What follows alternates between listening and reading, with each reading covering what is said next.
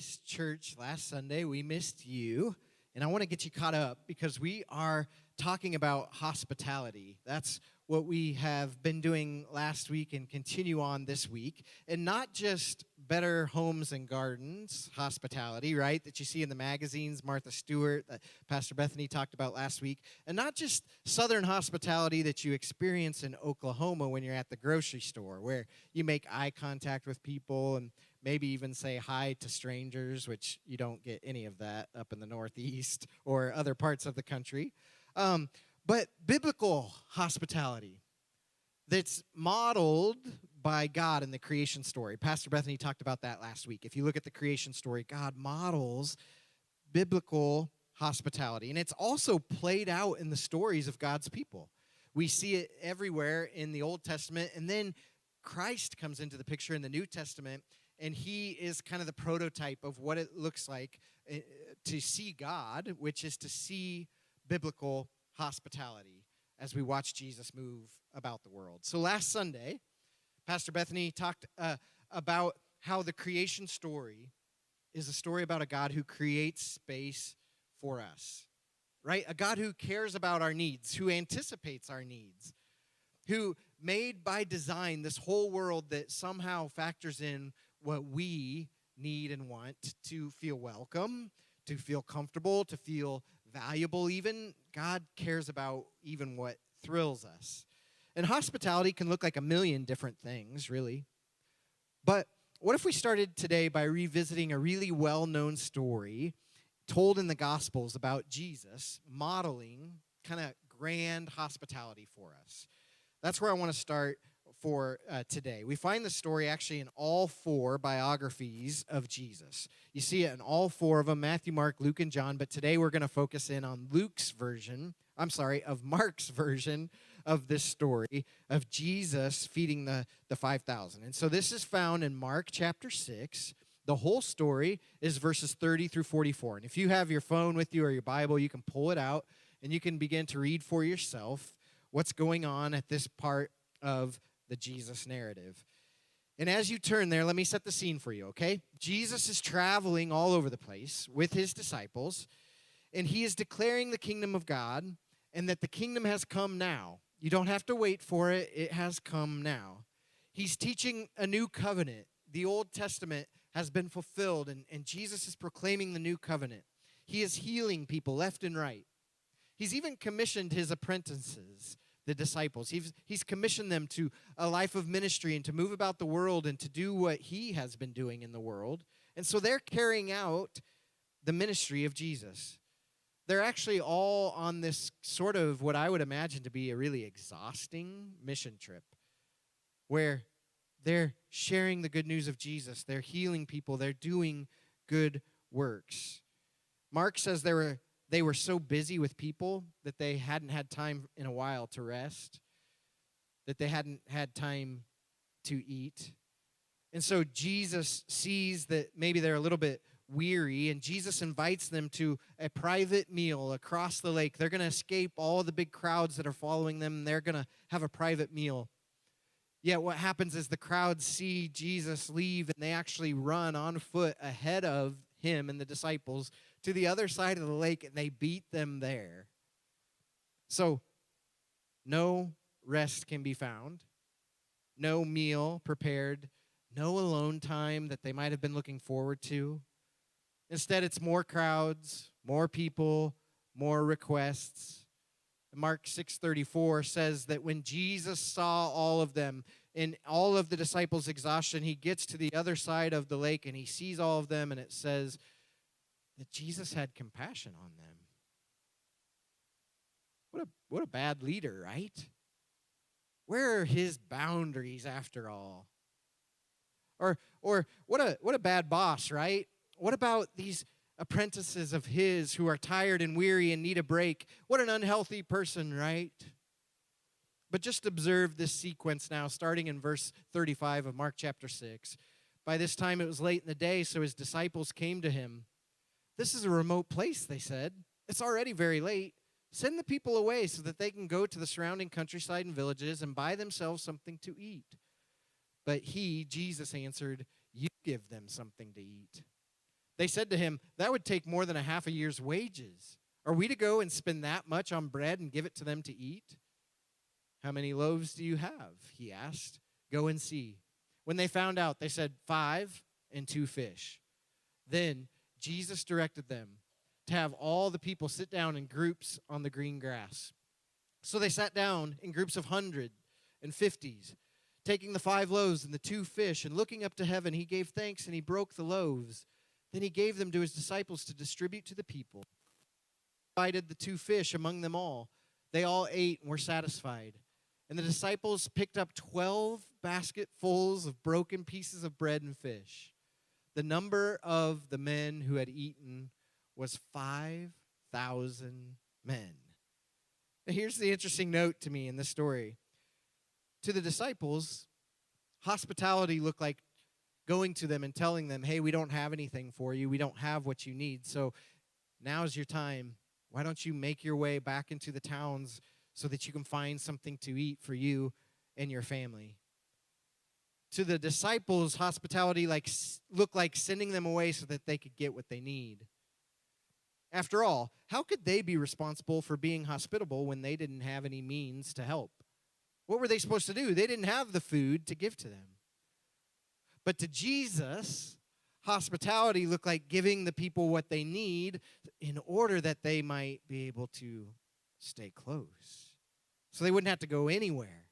And when the disciples are calculating the cost of the meal, how much it's going to cost them, Jesus is already organizing them into small groups of 100s and 50s. And he's finding them a place on the countryside hill where they could sit down and be comfortable in the green grass. He's already making plans and making sure that they are grouped up together and comfortable.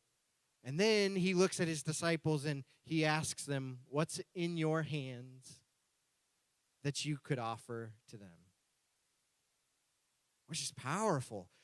You see, somewhere buried in the miracle of God providing for 5,000 people is this miracle of hospitality, where Jesus shows us what it looks like to be hospitable to this group. It's a story of God's abundance when hospitality is on the line. And today we're going to see that God is always abundant when hospitality is at stake. Last Sunday, in our conversation from the stage after the sermon, we asked, what is it that keeps us from stepping into hospitality like we talked about, from practicing? What hurdles do we have to jump in order to be able to be these kind of people in our world? And today I want to talk to you just simply about 2 excuses that keep me, your pastor, from being as hospitable as I'm called to be. And I wonder if maybe you can relate to these excuses. 2 distortions of truth that sometimes I might use to wiggle off the hook, if you will. And we actually see both of these excuses play out in a story told from the book of 1 Kings. If you have your Bibles, let's flip to 1 Kings now, chapter 17. And I don't have time to do this story justice, but here's the really quick intro of what we're about to read. Elijah is a prophet, and he may be the only prophet of Yahweh who is faithful in this time period of history, because God's people are kind of being led away from Yahweh. God's people are being led astray in rebellion, and they're worshiping Yahweh, but they're also worshiping Baal and other gods of surrounding nations. Kings have really led them to this place of rebellion.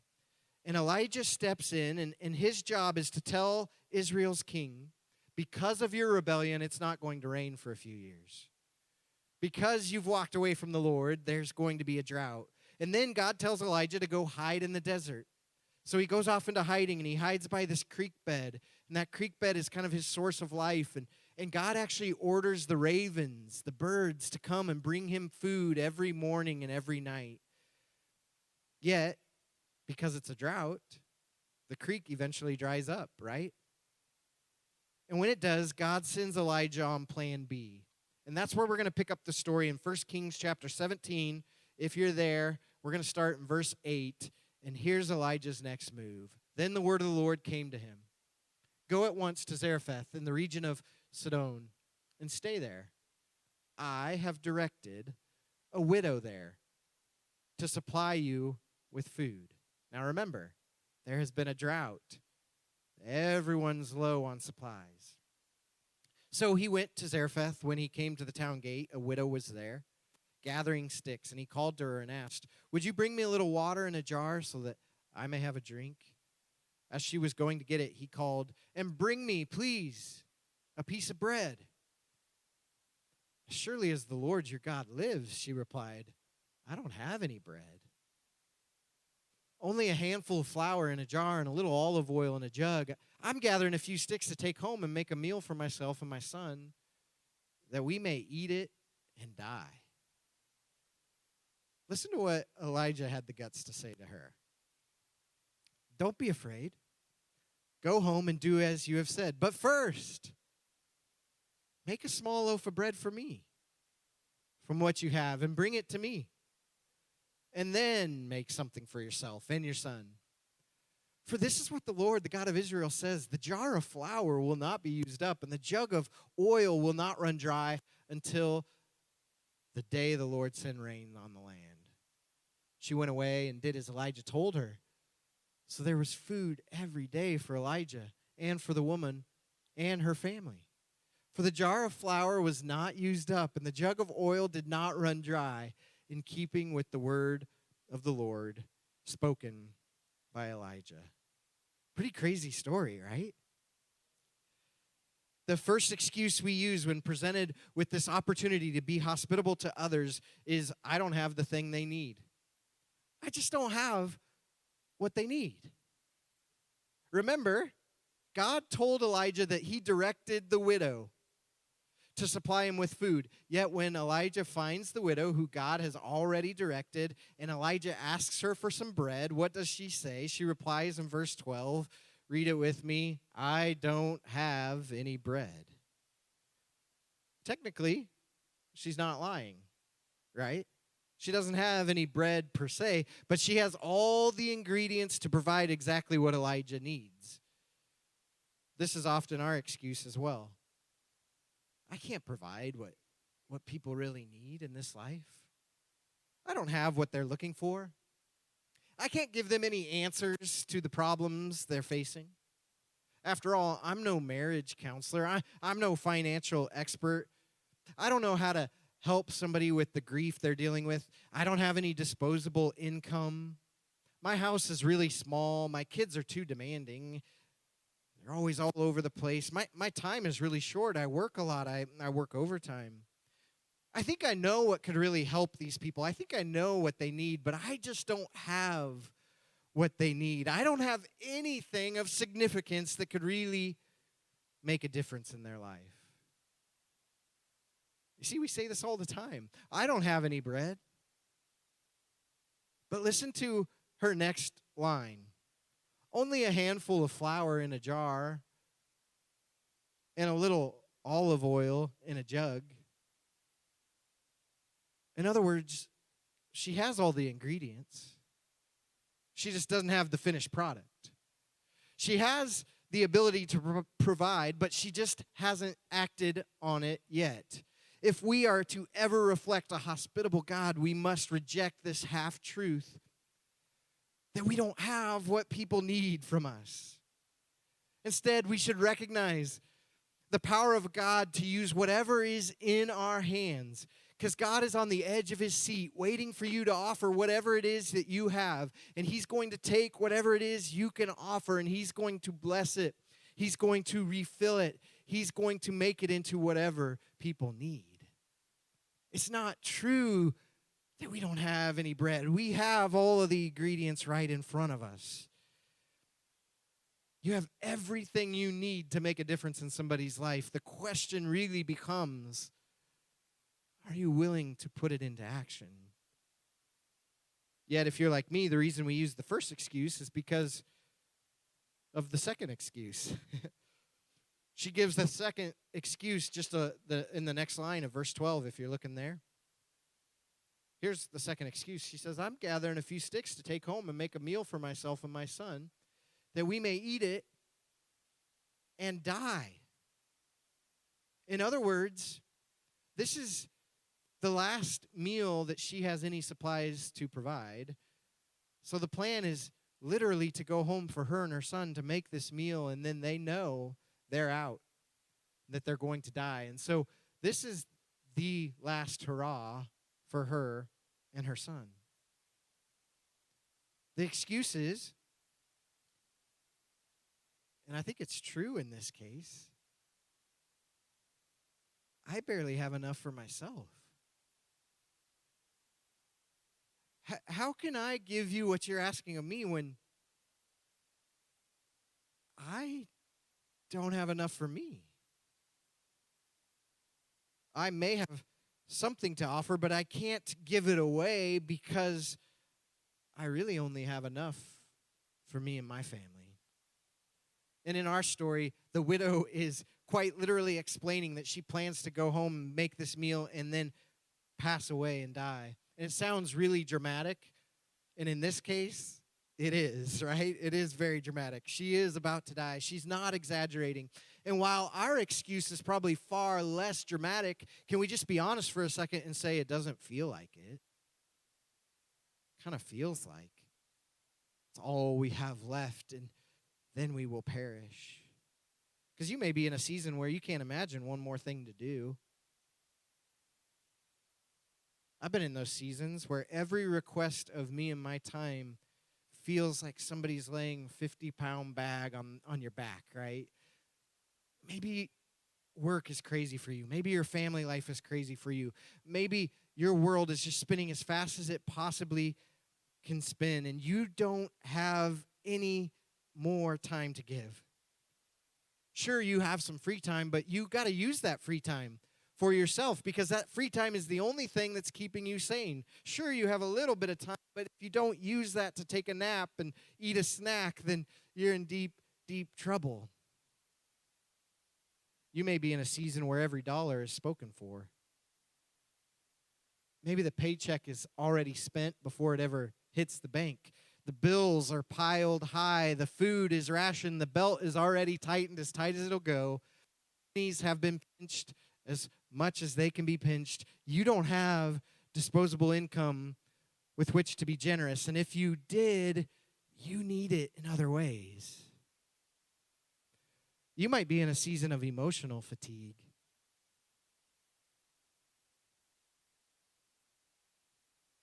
You don't have any extra to give. You've already forgiven. You've already forgotten. You've turned the other cheek. You've walked the extra mile. If you had to compromise in the nature of this relationship one more time, you couldn't look yourself in the mirror. You don't have any more compromise to give. You can't afford to get taken advantage of one more time. You have to put walls around yourself, because if you don't, then you're not going to make it. You see, we feel like the widow. I don't have any extra to give. What I have, I need. I don't have anything beyond. If I give myself to you, then I will run dry. And in a secular culture which worships the self, which that's the culture we live in right here in America, in Oklahoma, the message is take care of you. Get a little more you time. More satisfaction, more earnings, more toys, more success, more influence, more leisure. For whose sake? For ours. In fact, just look at the policies of the culture. Our policies, our politics, we build and enforce to protect what is ours, right? We have rights, after all, and we can't share those rights with others. We have limited resources. If we give too much away, what will we do for ourselves? Yet listen to how Eugene Peterson captures Jesus' words from the Sermon on the Mount. In Matthew chapter 5, he says, "You're blessed when you care. At the moment of being careful, you find yourself cared for." And that's the story of the widow in 1 Kings, right? That's the story of the disciples in Mark chapter 6. When you offer what little bit you have, the God of abundance steps in to make it more than you could ever imagine, and more than enough for you personally in your own life. You see, when you give all that is left, you find there's always enough for yourself. When you open up your circle and you broaden your horizons relationally, you extend blessing, you really don't risk what you think you risk. Because you will find a God who is anxious to fill those reserves with his grace again and again and again. And so the question really becomes, do you trust God to empty your jar for others? Do you trust God enough to welcome them in instead of sending them away? Do you trust God enough to bake the cake and give it away? Will he come through for you? Last Sunday, we did something where Pastor Bethany and I talked about kind of the practical implications of the sermon. I'm going to invite Matt Giuliano to come and join me. And Pastor Bethany is at winter retreat with the teens. And so I asked Matt if he would come and respond to the sermon with me and maybe discuss some of the practical implications of what we just talked about. So would you welcome Matt Giuliano to the stage? Yes. Yes. How you doing, man? Good.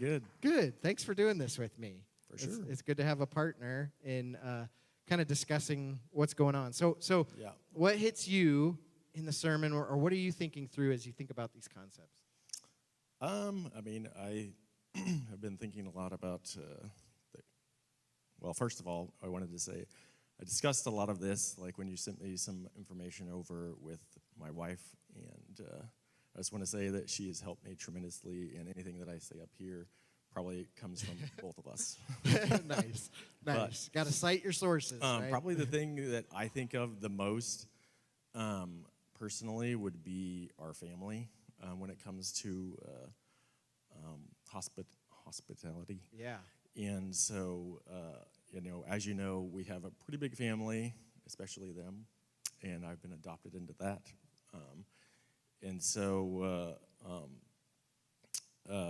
Our home, kind of like last week you were speaking about having an open home, that's kind of exactly how we are. We might have 10 people over, 15 over. It might happen 5 days a week. It might happen every day a week. But our home is very open to everybody. And for us, it's such a blessing to be able to be hospitable to so many people and have such a close relationship to friends and family. And so, but it's not only just our family, but it's friends. We even have Laria is staying with us, probably for the past 10 years, ever since Aria was 1 year old. We've had a member of the Crowder family in our home. Cool. Yeah. A part of us.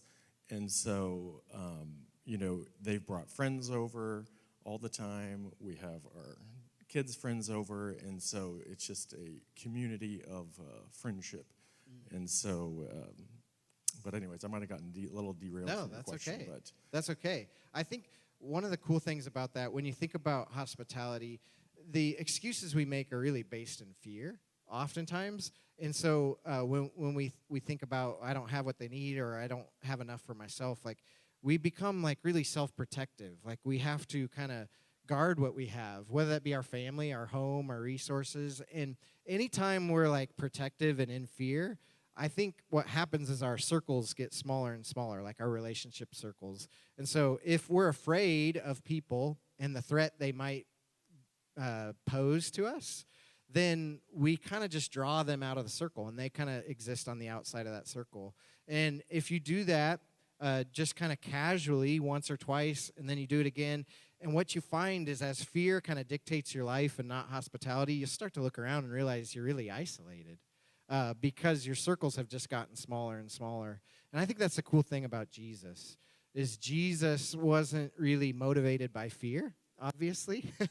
So kind of like you were saying with family and friends, like in hospitality, it's about widening our circles and including more and more people as we go. Yeah. And, if you look back in Genesis, in creation, God said it's not good to be alone, and he created a woman from man. And so I feel like the more friends we have, the more community we have, the more we do with each other and not just by ourselves, then the stronger we'll be and the more we'll trust in God.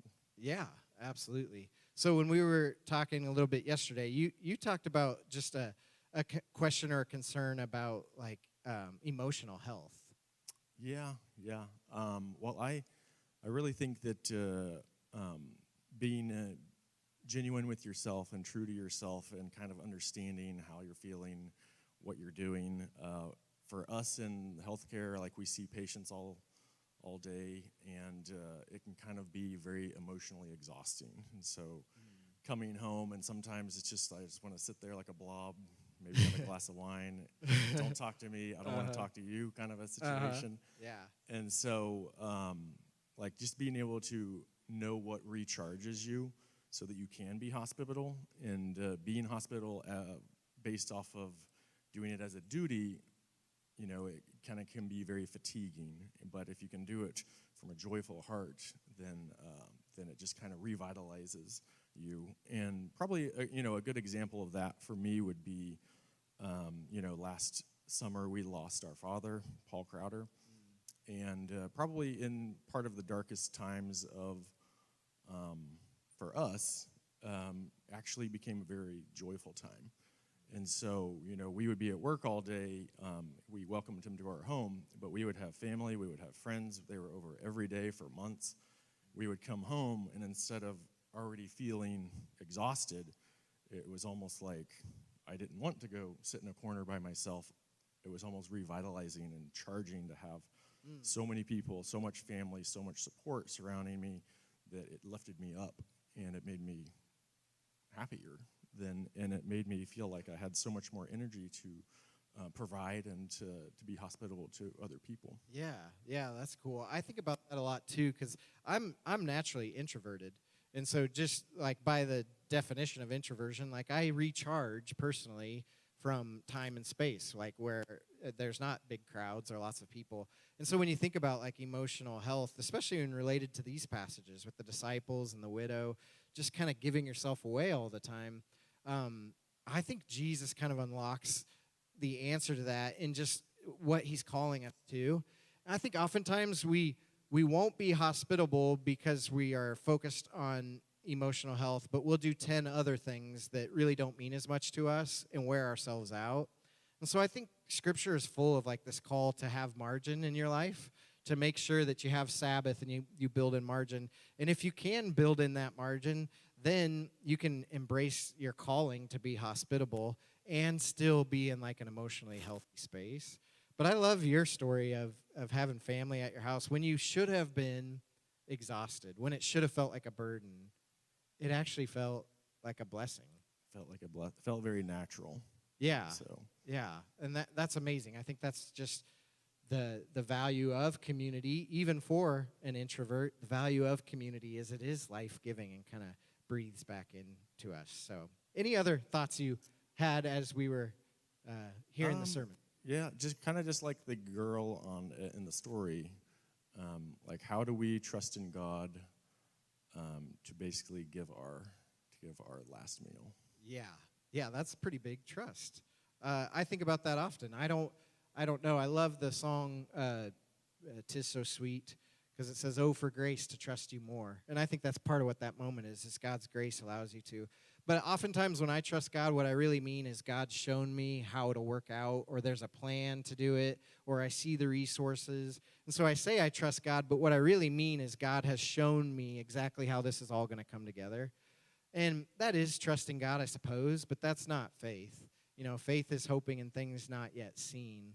And so I think the beauty of the message like this and the stories in the gospel is true trust in God is to say, even though I can't tell what's going to happen when I do this, I trust you to take care of me. And that isn't built on God's track record. That isn't built on God promising he will always do the same thing.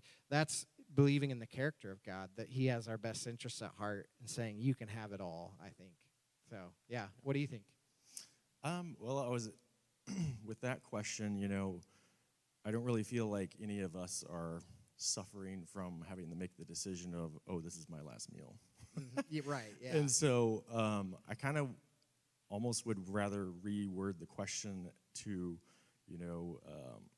giving your last amount of energy, or giving your last amount of attention, Yeah. or giving your last amount of time through your day of what are you going to give it to.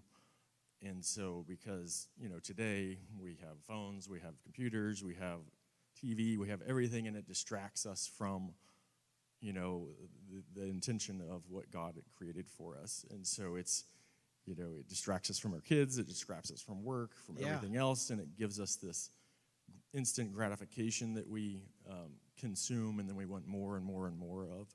And so I would rather think of it as, are you willing to give up your time for God instead of your last meal? Yeah. Yeah. I love that. Time and attention. Those may be more relevant to our culture for sure. So thank you, Matt. Would you give him a hand for engaging with me?